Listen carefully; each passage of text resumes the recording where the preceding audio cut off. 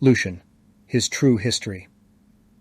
I ask you, how can ordinary men be condemned for lying when learned men fabricate and call it the truth? Men who are held in high esteem will invent and then circulate many things which are lies, but they are never called out as liars. Well, I have my own ambitions, and I would like a greater reputation. Why should I be the only man committed to truth? Why shouldn't I have the freedom to lie? At the moment I have nothing worth writing about, so maybe I will produce some untruths. But I have more honesty than any other writers, because I will confidently proclaim that everything I write is a lie. There, that's my admission and excuse. It is a well-known fact that champion athletes and competitive fighters train continuously for strength, skill, and agility. They strive to maintain their exercise regimes to achieve the pinnacle of fitness and ability. But even these men sometimes permit themselves respite from their training and practice. In fact, these periods of relaxation and recovery are considered an essential part of their future performance. Likewise, I think it necessary that scholars and others who devote themselves to serious research should have a little break from their subject. Afterwards, they can better continue their demanding course of study. And I think this respite from serious study is more relaxing and effective if it is spent working on entertainment. But my studies deal with deduction, and I'd like to see some element of that inquiry and novelty in my recreational research. Perhaps my readers will be amused by these writings. So here are some fictions, and I will persuade you that they are true. But there are many references in this narrative to the works of the ancient poets, historians, and philosophers. These authorities have presented numerous monstrous and unbelievable claims as truth in their writings. I would have referenced these authorities in the text, but you will recognize who they are as you read my story. I declare this to be false because I am writing about matters that I neither witnessed or experienced. What's more, I didn't hear any of these accounts from trustworthy individuals, or any group who had knowledge or experience of these events. In fact, it would be impossible for me to have any primary source or reliable information on what I am describing. So let no man give any credit to this narrative, but notwithstanding this is a true story. The Atlantic Voyage to Vinland. I once longed to discover the limits of the ocean and learn what people occupied the opposite shores, the Americas. So I conducted a voyage out of curiosity and a desire to see further wonders. For this voyage I gathered a plentiful supply of provisions and fresh water. I also assembled 50 associates as my companions and crew. Each of these men shared my character and interests, the pursuit of knowledge and adventure. We took on board suitable weaponry and hired an expert pilot who could direct us in our course. Then we rigged and repaired a large ship that would take us on our difficult and dangerous journey. With a favorable wind, our ship set sail from the Pillars of Hercules out into the Western Ocean, the Atlantic. For a single day and night, we sailed out into the ocean with a favorable wind. We had no sense of urgency while we were still within sight of land, but at sunrise on the next morning, the horizon was empty. A fierce wind began to blow, and the waves began to swell. A great darkness fell upon the ship. Our crew were not able to lower the sails, so we had to let the vessel run before the storm. For 79 days the ship was buffeted by the winds of this great tempest. Then, on the 80th day, our vessel suddenly broke out of the storm, and we saw in the distance a landmass full of mountains and woods. The raging sea was becoming calm, and the storm winds were abating when we reached the shore. We threw ourselves down upon the ground, and lay for a long time relieved and exhausted after our miserable experiences at sea. Finally we arose and divided ourselves into 2 groups. 30 men would remain near the shore to guard our ship, while I and 20 others would set out to explore the inland territory. Less than half a mile from the shore there was woodland with a bronze pillar erected next to the trees. This pillar was engraved with Greek letters that were heavily eroded and difficult to read, but we could trace the words. Thus far traveled Hercules and Bacchus, the demigod hero, and the god of wine and revelry. Nearby were 2 giant footprints on the ground. The largest imprint was an acre long, and I assumed that this must be Hercules, while the smaller footprint must be Bacchus. We gave these wonders due adoration and then proceeded on our way. Not far from this place we came to a river, but the stream seemed to flow with a liquid that was stronger and richer than the wine of Chios, a Greek island that produced a highly prized dark red wine. This river was enormous, so broad and deep that it could have received a ship. So I was even more convinced by the pillar inscription claiming that Bacchus, the god of wine, had journeyed here. We decided to track upstream to find the origin of this river, but when we came to its source, we did not observe a single spring. Instead, we saw a vast forest of infinite vine trees that produced the wine from their entangled roots, a wine bayou. This stream was teeming with fish, and we caught a few to eat, but the fish had the color and taste of the wine water, and the men who ate too quickly soon became drunk. When we cut apart and examined the fish, we could see the wine lees within their organs, evidence of the fermentation process. So afterwards we mixed some freshwater fish with the wine fish to alleviate any alcoholic effect, just as wine was diluted with water and grease. We managed to find a ford across the stream, but the land beyond was filled with an incredible number of even stranger vines. These vines were solidly fixed to the earth by roots and covered with undergrowth, but from the hips upwards their upper parts had the complete outline and proportions of women. They were exactly like our images of Daphne, who was turned into a laurel tree when she was pursued and almost overcome by Apollo.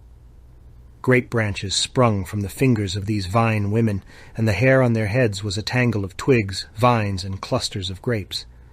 As we approached the vine women, they offered greetings and reached out their limbs to touch us. Some of them spoke the Lydian language, Anatolian, others spoke Indian, but most of them uttered words in Greek. They tried to kiss the men with their open mouths, but any man who succumbed fell drunk upon the ground and could not recover his senses. These vine women would not allow any fruit to be plucked from their branches, and would roar out a pitifully cry if any man tried. They seemed to want sex with the men, and 2 of our company were bold enough to approach. But these men were immediately seized fast, and could not be disentangled from the vines. The helpless men were instantly gripped, rooted in place and permanently joined with the vine women. Then they also began to sprout branches and crooked vines out of their own fingers, ready to bear fruit. When we saw what was happening, we fled back to our ship and told the company on guard all that had occurred. We explained about the wine river and how our comrades were entangled when they tried to have sex with the vine women.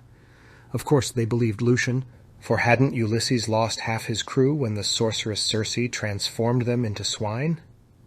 And Virgil describes how Aeneas, reaching the shores of Thrace, discovered the Trojan prince Polydorus transformed into a living tree. We refilled our onboard containers, supplies for continuing the voyage. We filled some containers with water, and others with wine taken out of the river. Then we spent the night on the shore. Voyage to the moon. The following morning we set sail again with a weak wind behind us. But once we had lost sight of land, a waterspout caught us and spun our ship around, a vortex column tornado of seawater. We were lifted 3,000 furlongs into the sky and could not descend back down toward the sea. So we were caught and suspended above the earth, in orbit.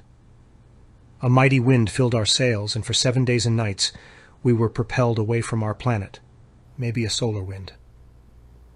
Finally, on the 8th day, our view was entirely filled by a giant glittering landmass that was entirely spherical in its proportions. Luna, the moon's sacred form of the goddess Selene. It shone gloriously with light, reflected from the sun.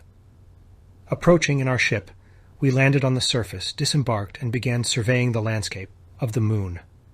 We found clear evidence of cultivation, moon crops, indicating that the moon must be inhabited by intelligent life. At first, we could see nothing above us, only a blackness filled with the sun. But when the sun disappeared from view, other land masses appeared in the sky. Each planet was a different size, and they all blazed with the color of fire. We could also see a planet beneath us with its cities, seas, rivers, woods, and mountains, Earthrise viewed from the moon. We knew this to be our home planet Earth. As we were exploring Moon's surface, We were suddenly met and taken into the custody of the life forms known as the Hippogippians, horse vultures. These moon creatures ride on giant vultures instead of horses, and each of these monstrous mounts has 3 heads. Every feather in their wings is longer than the mast of a tall ship.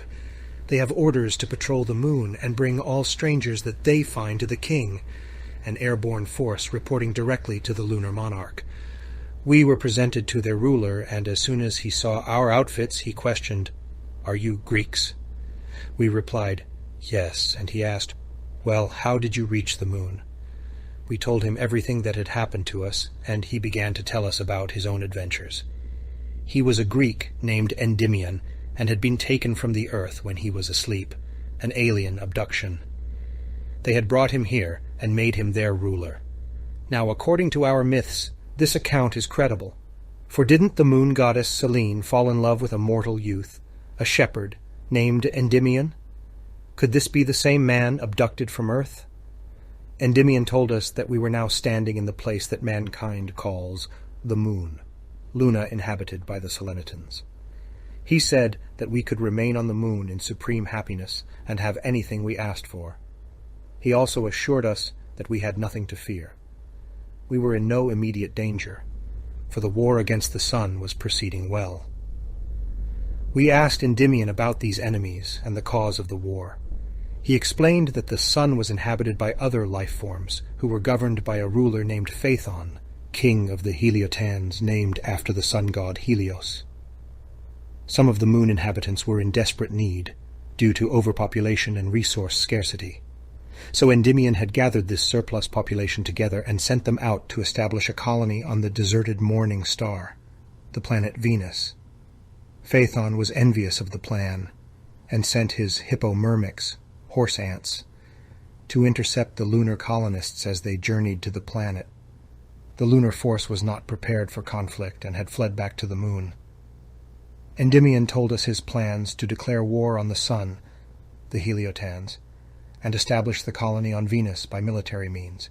He asked us to participate in this conflict, declaring, "I will give every one of you an elite vulture and all the armor you require for this service, for we embark for this war tomorrow." I replied, "We are gladly at your service." Then we joined Endymion in a feast, and we were provided with accommodation. The following morning we joined the lunar forces, the Selenitans, in their battle order, for our scouts had reported that the enemy were approaching, a preemptive strike by the Solar Army. Our lunar forces included about 100,000 life forms, excluding the supply carriers, engineers, ground personnel, and auxiliaries. The combat forces included 80,000 Hippogippians, the Volturae fighters, and 20,000 soldiers riding upon Lachanopters, lettuce wings. Lachanopters had the appearance of giant avians, but their wing feathers resembled lettuce leaves, perhaps agile insectoids with dragonfly wings. Next in the lunar battle line were the Centrobolians and Sclerotomachians, millet throwers, troops firing tiny yellow bullets, or millet darts resembling grain seeds, and garlic fighters equipped with a type of stink bomb. We also received allied support from the Bear Star, Ursa Major. This included 30,000 Silotoxotans and 50,000 Anemodromians, flea archers and wind coursers. The Silotoxotans ride on great fleas that are as large as a dozen elephants, battle kaiju. But the Anemodromians are an infantry force that can fly through the air without wings. Each one of these skirmish troops has a large shroud that extends down to his feet. This device can inflate with air like the sail of a boat and propel him through the sky, a form of gravity chute. While in flight, they target the enemy with ranged weapons, agile air snipers, futuristic peltasts. The stars above Cappadocia, central Anatolia, had also offered to assist the moon by sending 70,000 Struthobalanians, ostrich slingers or acorn sparrows, and 5,000 Hippogyranians, horse cranes. But these auxiliary forces did not arrive in time, so I never saw them in the Lunar Army. Therefore I cannot confirm the amazing and scarcely believable accounts of these troops. Lucian was from Commagene, the district next to Cappadocia, so he might have taken an extra interest in the region of space seen above his homeland. All of Endymion's army wore the same uniform. Their helmets were domed like the shell of hard white Greek beans, carapace headgear resembling the lunar sphere.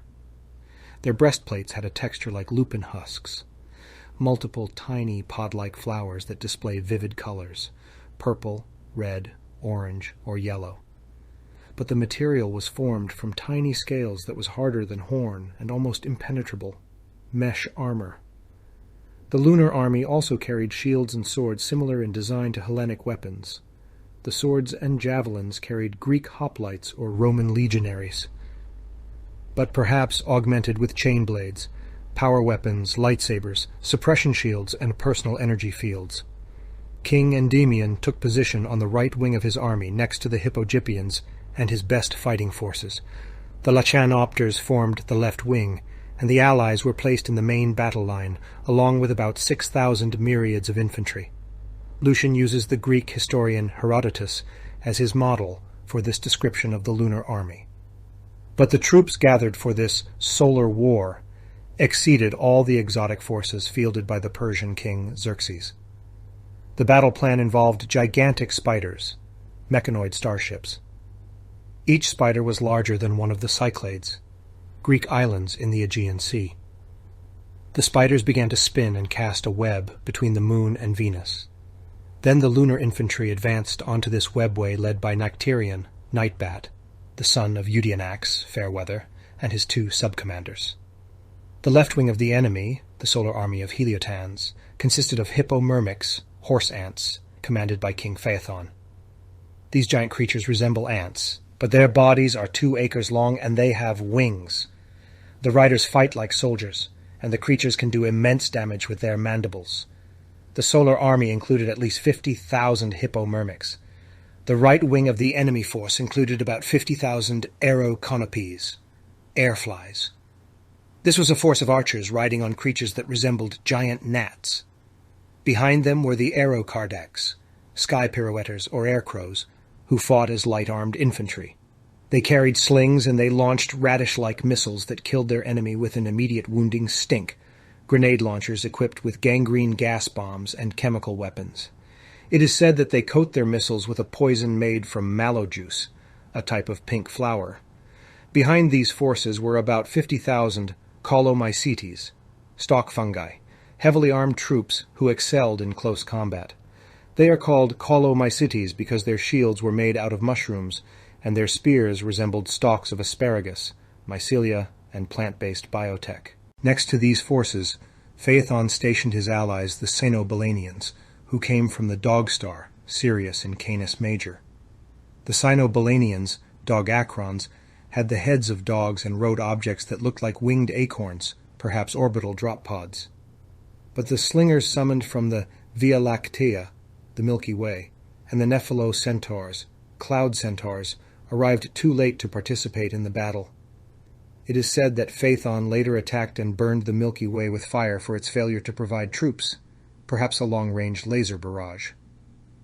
This was the army that Phaethon brought into battle against the lunar forces. But they did not use trumpets when the signal for battle was given. Instead, both sides brayed like donkeys, the sound of multiple attack sirens. When the fighting began, the left wing of the Heliotans, or sun soldiers, could not withstand the charge of the Hippogippians, vulture fighters. They immediately turned and fled, and many were killed on the route. But the right wing of the solar army, the gnat riders and the grenade troops, drove hard into the lunar ranks until they reached our infantry. But our ground troops forced them back, and they fled when they saw that the rest of their army was being overwhelmed. The Heliotans were defeated, with much of their army killed or taken prisoner. So much blood was spilt that the clouds turned red like the sunsets on earth. Some of these droplets began to fall back onto the surface like rain.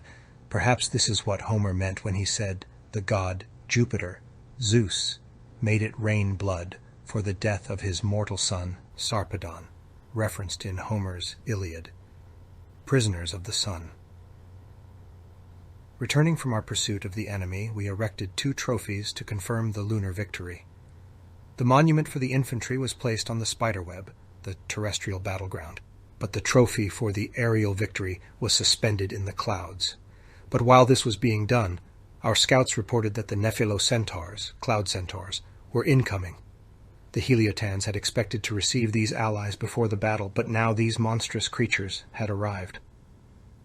As they drew near, we could observe their strange form. The Nephilo-centaurs resembled flying horses, but the front part of the creature looked like a man from the waist upwards, mechas, gigantic battle machines. The human-like part of the centaur was as large as the Rhodian Colossus, a massive bronze-plated statue of Helios in the harbor of Rhodes. It was similar size to the Statue of Liberty in New York. The horse part, lower portions of the Nephilo-centaurs resembled a massive cargo ship. These centaurs arrived in such vast numbers that I cannot tell their multitude, for my report would surely be dismissed as untrue. But I will say that the leader of this force resembled Sagittarius from the zodiac, the Centaurus star system. Lucian is perhaps describing Chiron, the bow-equipped centaur, who mentored the Greek heroes Jason and Hercules. When the Nephilo-centaurs discovered that their solar allies were defeated, they sent a messenger to Phaethon asking him to renew the battle. The Moon Army was scattered across the battlefield after the pursuit and still engaged in gathering the spoils of war, or securing prisoners. At once the Nephilo-centaurs formed into battle array and immediately attacked the disordered and diminished Selenitans, lunar soldiers. They overran and killed most of the lunar air force, tore down the trophies they had erected, and claimed the woven territory spun by the spiders, the webway. Then they pursued King Endymion and his remaining forces into his lunar city. I was taken prisoner along with 2 of my companions. Suddenly Phaethon reappeared, and the Solar Army set up new trophies of victory on the reclaimed battlefield. The following day we were sent as prisoners to the sun, with our arms tied behind our backs with a coil like a cobweb. Phaethon did not besiege the lunar city. Instead, he returned to the sun and erected an air wall to prevent sunlight reaching the moon, a multiple opaque force field. This barrier was a double wall containing compact clouds, so that the moon was cast into permanent darkness like an eclipse. Endymion was so oppressed by this barrier that he sent ambassadors to Phaethon, pleading with him not to keep the moon in utter darkness. On behalf of the moon, Endymion offered to pay revenues to the sun, to become its ally and associate, and never to renew the conflict. Phaethon's council met twice to consider this peace offer. On the first occasion they voiced their grievances and refused all concessions. But on the following day they changed their minds. The Solar Assembly was perhaps as inconsistent as the Athenians in the Mytilenean debate. The 2 sides agreed these following terms. The Heliotans and their allies will make peace with the Selenitans and their associates upon these conditions. 1. The Heliotans shall remove the sun barrier. They will make no further incursions into lunar territory and return all prisoners on payment of a fixed ransom. 2. The Selenitans will not impose their authority on any other free stars, planets, or star systems. Furthermore, they will conduct no further hostilities against the Heliotans. 3. The Heliotans and Selenitans will support and assist one another if either domain is invaded by another space empire. 4. The ruler of the Selenitans will pay a yearly tribute to the king of the Heliotans. This will consist of 10,000 containers of lunar dew, canisters filled with a liquid collected as moisture. The moon will also deliver 10,000 representatives of its population to be pledges for its long-term fidelity, political hostages. 5. The colony to be sent to the morning star, Venus, will be jointly formed and supported by both powers, the sun and moon. Any other domain, allies and associates from other planets, will be permitted to join this project and share in its success. 6. These peace terms will be engraved in a pillar of amber, a translucent column, or electrum, a yellow-colored precious alloy. The column will be suspended in the space that exists between both powers, the uncontested neutral zone between the sun and moon. The following individuals have sworn to these terms, on behalf of the solar and lunar powers. From the Heliotans, Pyronides and Therites and Phlogius, Firebrace, Fiery, and Flamer. From Selenitans, Nectar and Menneus and Polylampes, Nocturnal, Moonspan, and Multilight. The solar peace terms described by Lucian resemble many of the peace treaties agreed between ancient Greek city-states. Thus, peace was concluded and the barrier was taken down. Since we were prisoners, we were returned to the moon, where Endymion and his associates came out to meet us. It was an emotional reunion, and Endymion asked us to remain on the moon with him. He invited our crew to join the colony and offered me his son in marriage, as there are no females on the moon. But I had no interest in remaining. I wanted to return to our voyage. So, after 7 days of feasting, the peace celebrations, our crew got permission from the king to launch and return to Earth. Alien life forms. I will now describe some of the strange sights I saw when I was on the moon. Firstly, lunar life forms, selenitons, are not born from females. They do not even understand the concept of female. The population is entirely male, and the only form of union that exists is between males. They form these unions when they are 25 years old. All selenitons have an opening on the calf of their leg to facilitate intercourse and allow offspring to develop in their thighs. The selenitons produce offspring in their loins which develop in the upper thigh, just as the god Dionysus sprung fully formed from the swollen thigh of Zeus. This is what the Greeks might call the thigh sac, because the offspring develops in this pouch instead of a womb. When the leg has swollen, the selenitons make an incision and remove the infant. At first, the offspring appears lifeless, but they stretch it out and allow air to pass into its open mouth, medical resuscitation. Then the infant becomes alive and conscious. There is something stranger than this. There is a lunar population called the Arboreals, dendritans, or dryadic tree people. The Arboreals reproduce in the following manner. The conker-like seeds of the males are removed and placed on the ground to grow. This seed grows into an oak-like tree, but with outgrowths that resemble the emblems of the god Priapus, the god of rural fertility who carries ripe fruits and flower bulbs. Eventually these trees produce giant pod-like chambers that have a hard exterior like an acorn. Each pod is about 4 foot wide. The Arboreals pick these pods when they are ready and cut them open to birth their offspring. The Arboreals can also remove their reproduction organs. Wealthy Arboreals have ivory genitals, and poorer males have a wooden phallus. This is how the Arboreals propagate and engage in marriage. Selenitons regard a bald head to be beautiful, and they find hairy people repugnant. Some selenitons have visited the comets, and they say that the inhabitants of these regions have a different idea of beauty. These comet dwellers grow beards just above their knees. The ancient Greeks thought that comets were beard-like because the distant extrusions of light looked like flowing hair. When a lunar inhabitant reaches old age, he is not permitted to die. Instead, he is dissolved like smoke and is turned into air, a vaporized cremation. The selenitons all consume the same food, which is produced by heating frogs on hot coals. These flying frogs are present in vast numbers on the lunar surface. The selenitons sit around hot coals to inhale the vapor that rises from the charred frogs. This smoke is a feast and provides all they require for nourishment. They vape amphibians for their nutrients. They do not urinate or excrete any feces and have no orifice for this purpose.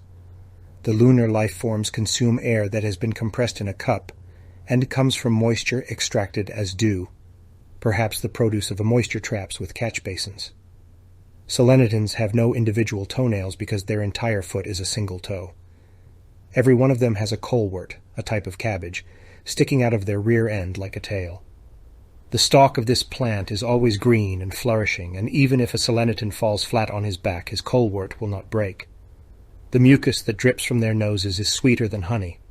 After any labor or exercise, they anoint their bodies with milk, or they sweat milk. This is in contrast to the ancient Greeks who cleansed themselves with olive oil after exercise in the gymnasium. If any lunar mucus from a seleniton falls into milk, it will instantly become cheese. Selenitons produce a fatty oil from beans, which is as sweet-smelling as balsam. They have many vines growing there, but the grape clusters resemble hailstones and produce only water. I believe that hurricanes may dislodge these berries, causing the water droplets to fall as hailstones on Earth. Lunar life forms have pouches in their bellies which they use instead of satchels to store objects, marsupial pouches. They can open and shut these pouches at will, since they do not contain entrails. The inside of the pouch has a soft and hairy lining, so that when their young are cold, they can creep inside and enclose themselves in the pouch to remain warm. Wealthy Selenitans wear a type of soft and delicate garment made from grass. Those who are poor or engage in manual labor wear clothing made from some sort of woven brass, metallic fabrics.